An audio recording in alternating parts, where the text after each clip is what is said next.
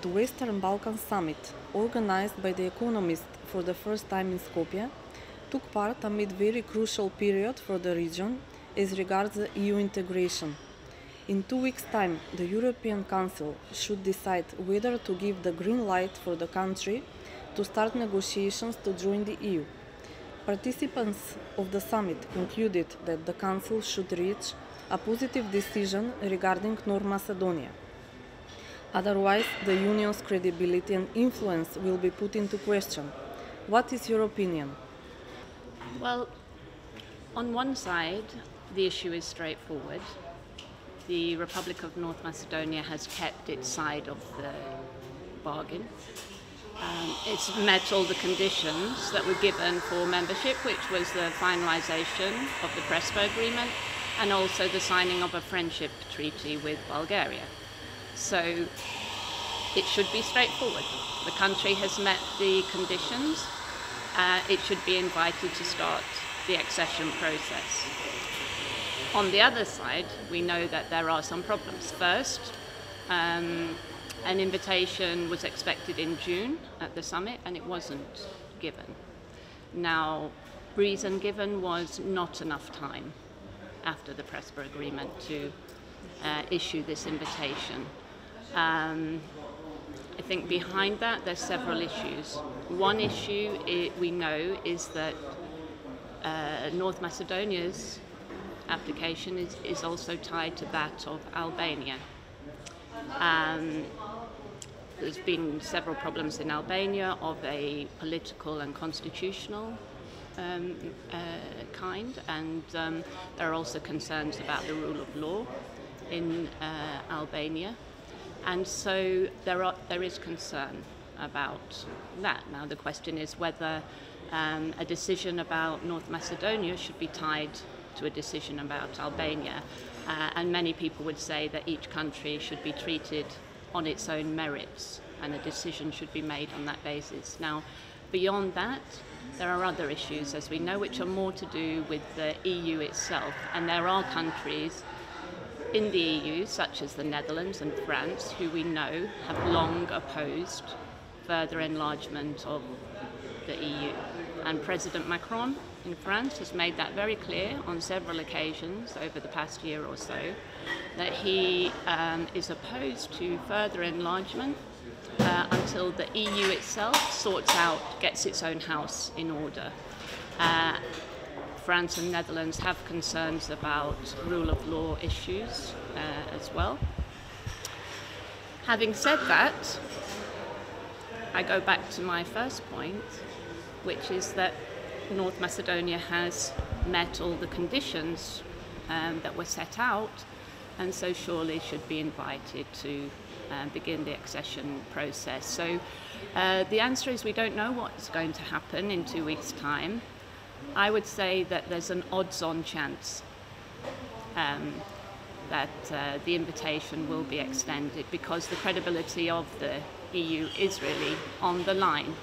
And everybody in the Western Balkans is waiting for this decision because it will have an impact on the others in the region as well, those who are already involved in the accession process and those who are waiting. So I don't have a crystal ball, but I would say the chances are better than even. Reforms within the Union, first and foremost before another round of enlargement, has been France's firm position so far. According to you, could Paris' unwavering position once again postpone the approval of date for negotiations? I think it's possible that it could do so. I know there's been a lot of diplomacy behind the scenes. Representatives of North Macedonia have visited Paris and spoken to government officials and government representatives. I think it was important that the Bundestag voted in favour of starting the accession process. If it was a question of time between June and October, I would imagine that the Chancellor Angela Merkel has been advocating for the invitation to be extended. So it's very difficult to say whether France and the Netherlands will revise their opinion, but I think there's quite a lot of pressure on them to do so, given that unless they're saying now suddenly that there's some new issue, because the conditions were clear: finalise the Prespa agreement, sign the friendship treaty with Bulgaria. Nobody suggested that there was another issue, and they haven't said so. So I think the pressure really is on the EU to extend that invitation. That doesn't mean to say that it's going to happen. Before joining the Economist team, you were a correspondent in Eastern Europe in the 90s. In the past 2 years, North Macedonia has closed key foreign policy issues by signing the Friendship Treaty with Bulgaria and the Prespa agreement that closed the long-standing name dispute with Greece. As an expert in regional issues, do you think the name agreement could be applicable in Belgrade-Pristina relations, paving the way for finally closing these issues on the Balkans? Yeah, that's a very difficult question. I know that many people have said that the signing of the Prespa agreement creates a momentum in the region to resolve other disputes of this nature, so particularly the one between Serbia and Kosovo. And this dialogue between Belgrade and Pristina has been going on for some years now. At the moment it's frozen or suspended for various reasons, because of the political situation in Kosovo, because of the application of these 100% tariffs. So there's a delay. There is also the issue in the background that we have a new commission coming into place. So even though Ms. Mogherini is still very active in this area, it's a kind of hiatus in the talks and the dialogue at the moment. Now, that is a question whether this agreement between Greece and North Macedonia is, if you like, exportable in the rest of the region, whether it's something that can be replicated elsewhere.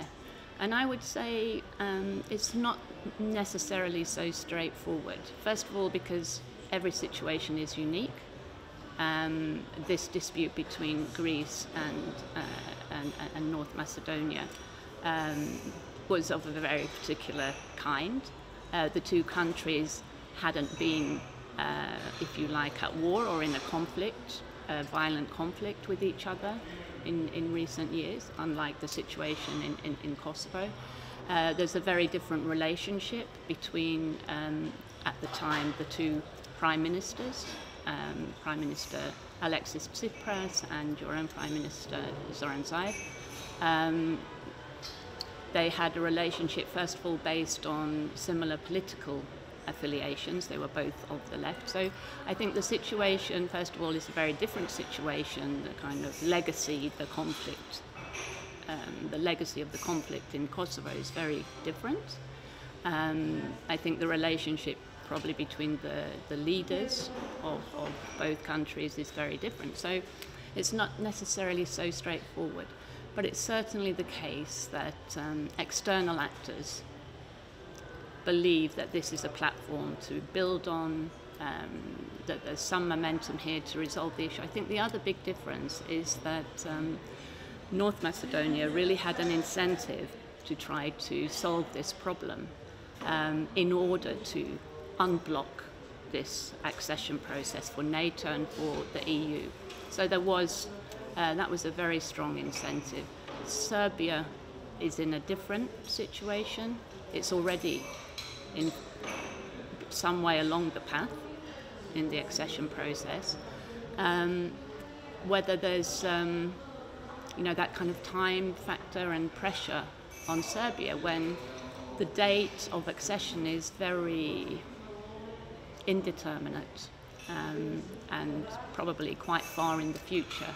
Maybe there's less pressure there to actually conclude this process, which is never going to be an easy one anyway, because it turns on questions, fundamental questions, as this one did, of sovereignty and identity and so on. So it's never going to be easy. So we'll see. Obviously, we know that the US and the EU are going to be pushing for a resumption of the dialogue. And President Vučić has said that he's committed to this process. If the dialogue restarts, my expectation would be that there'll be some progress, but I wouldn't expect a quick breakthrough. As a senior analyst and regional manager in the Economist Intelligence Unit for Europe and an expert on Balkan economy and politics, what is the economic perspective like, and what economic challenges this region is facing? Are the fight against corruption and independent judiciary the key preconditions for attracting foreign investments? Well, the whole region was hit very hard back in 2009 by fallout from the global economic and financial crisis, and then in recent years there's been a recovery, probably since 2015, and most countries in the Western Balkans have had an economic stabilization. They've addressed the problems of their domestic and external deficits. Inflation has gone down. Real GDP growth has picked up in recent years, but growth is still much too slow for a region at this level of development, which is so far behind its peers in Eastern Europe. So growth, even of 3.5%, 4%, is not enough for this region. Growth needs to be much, much faster for the populations in these countries to really feel the benefits and to feel that change is taking place. So the question is, how do we get there? How do we actually achieve faster growth? So one thing I would say, and this is a lesson of every country that has joined the EU so far, is that EU membership is not in itself a panacea for the problems facing this region. There are many things that governments should be doing because they are worth doing, because governments are elected, after all, to improve the lives of their own citizens. Now, the issue of the rule of law issue is a very, very important one. Across this whole region, we have a problem, and everybody knows what it is, which is veze. You know, that the question of who you know is more important than what you know. And this is something that concerns ordinary people across the whole region, and they want their governments to act to change this situation, which is a form of clientelism, where business and politicians, those connections are really what determines investment and so on in the region. That has to change, and I think there's a great impatience among people in the region to see that change. So I would say that rule of law issues, tackling corruption and this pervasive clientelist kind of patronage relations that prevail in the region is quite crucial, and that's quite crucial also for attracting foreign direct investment, which again is something that has picked up in the region, but the region needs foreign direct investment. It needs Western know-how in order to increase productivity, to innovate, and for the business environment to be really functioning properly. So yes, regardless of whether you're on the path to the EU or not, this is something that all governments have an interest in addressing and sorting out. And that will make all the difference in perceptions of foreign investors about this region.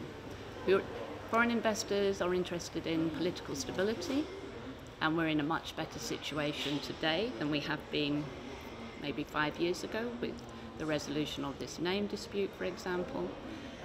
They also want to see progress on this issue of corruption and rule of law. Thank you very much for the interview.